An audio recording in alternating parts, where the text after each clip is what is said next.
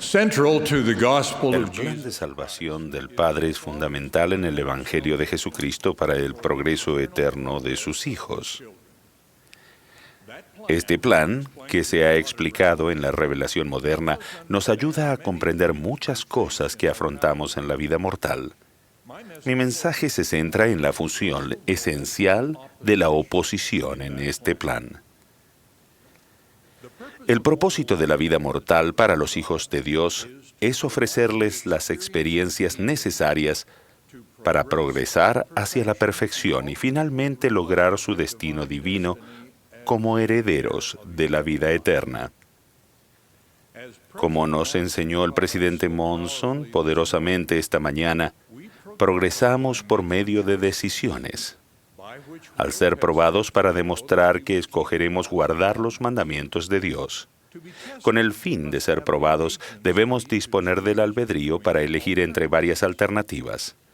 La oposición es esencial para proporcionar alternativas sobre las cuales podemos ejercer nuestro albedrío, pero debemos tener oposición. El resto del plan también es esencial.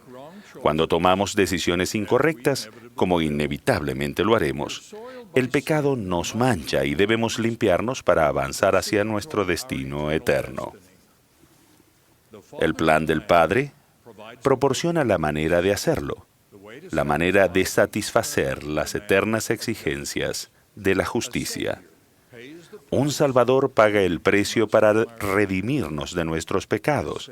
Ese Salvador es el Señor Jesucristo, el unigénito del Dios eterno, de nuestro Padre Celestial, cuyo sacrificio expiatorio, cuyo sufrimiento paga el precio de nuestros pecados si nos arrepentimos de ellos.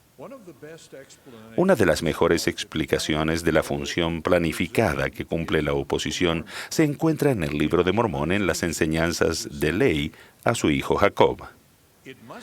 Porque es preciso que haya una oposición en todas las cosas, pues de otro modo no se podría llevar a efecto la rectitud ni la iniquidad, ni tampoco la santidad ni la miseria, ni el bien ni el mal. En consecuencia, Ley continuó diciendo, el Señor Dios le concedió al hombre que obrara por sí mismo, de modo que el hombre no podía actuar por sí mismo a menos que lo atrajera lo uno o lo otro. De manera similar, el Señor declara en la revelación moderna, y es menester que el diablo tiente a los hijos de los hombres, de otra manera estos no podrían ser sus propios agentes. La oposición fue necesaria en el jardín de Edén. Si Adán y Eva no hubieran tomado la decisión que dio paso a la vida mortal, como enseñó Ley, habrían permanecido en un estado de inocencia, sin hacer lo bueno porque no conocían el pecado. Desde el principio, el albedrío y la oposición fueron esenciales en el plan del Padre y en la revelación de Satanás contra ese plan.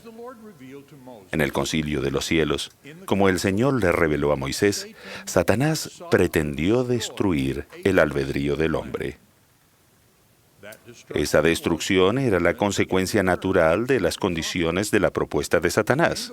Se presentó ante el Padre y dijo, «Heme aquí, envíame a mí. Seré tu hijo y redimiré a todo el género humano, de modo que no se perderá ni una sola alma. Y de seguro lo haré. Dame pues tu honra». De este modo, Satanás propuso llevar a cabo el plan del Padre de una manera que impediría el cumplimiento del propósito del plan y le otorgaría a Satanás su gloria. La propuesta de Satanás habría garantizado una igualdad perfecta. Redimiría a todo el género humano, de modo que no se perdería ni una sola alma. Nadie dispondría de albedrío ni de libertad de elección, por lo cual no se requeriría ninguna oposición. No existiría ninguna prueba, ningún fracaso, ningún éxito. No habría ningún progreso para lograr el propósito que el Padre deseaba para sus hijos. Las Escrituras registran que la oposición de Satanás trajo como resultado una batalla en los cielos, en la cual todos los hijos de Dios, salvo un tercio de ellos, obtuvieron el derecho de experimentar la vida mortal al elegir el plan del Padre y rechazar la rebelión de Satanás. El propósito de Satanás era atribuirse el honor y el poder del Padre. Pues, dijo el Padre, por motivo de que Satanás se rebeló contra mí, hice que fuese echado abajo, con todos los espíritus que habían ejercido su albedrío para seguirlo. Arrojados como espíritus desprovistos de cuerpo en la esfera terrenal, Satanás y sus seguidores tientan y procuran engañar y cautivar a los hijos de Dios. Así es como el maligno, quien se opuso al plan del Padre y procuró destruirlo, en realidad lo facilitó, ya que la oposición es lo que hace posible escoger. La oportunidad de escoger lo correcto es lo que conduce al progreso, que es el propósito del plan del Padre.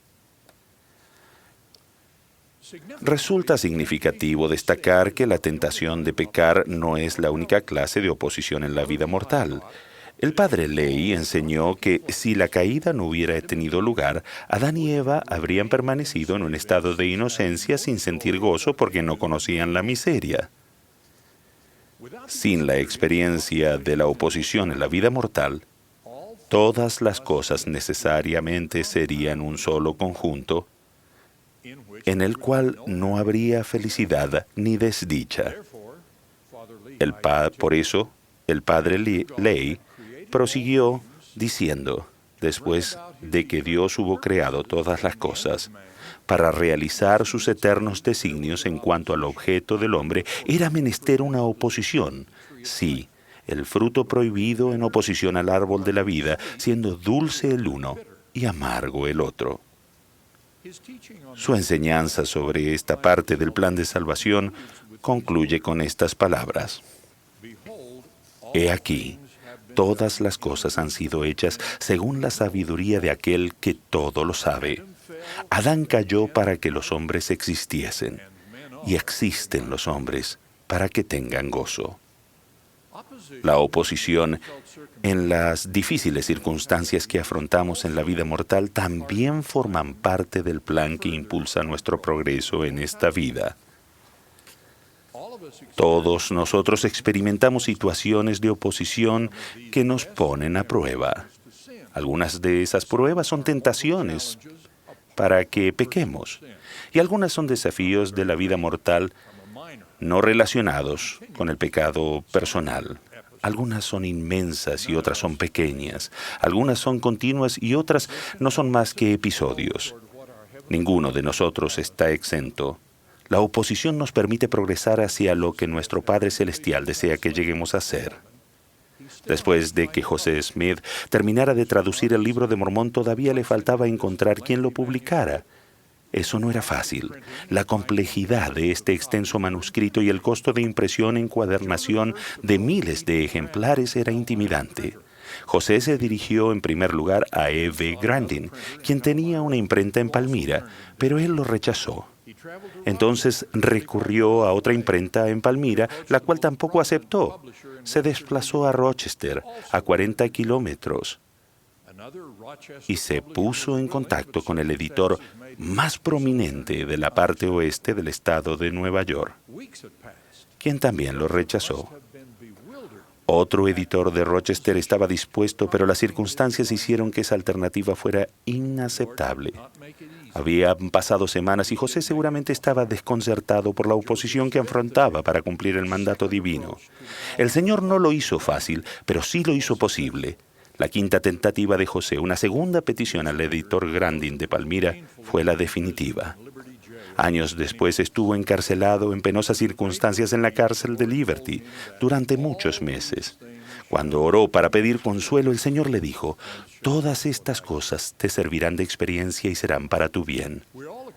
Todos conocemos otros tipos de oposición en la vida mortal que no los causan nuestros pecados personales y son la enfermedad, la discapacidad y la muerte.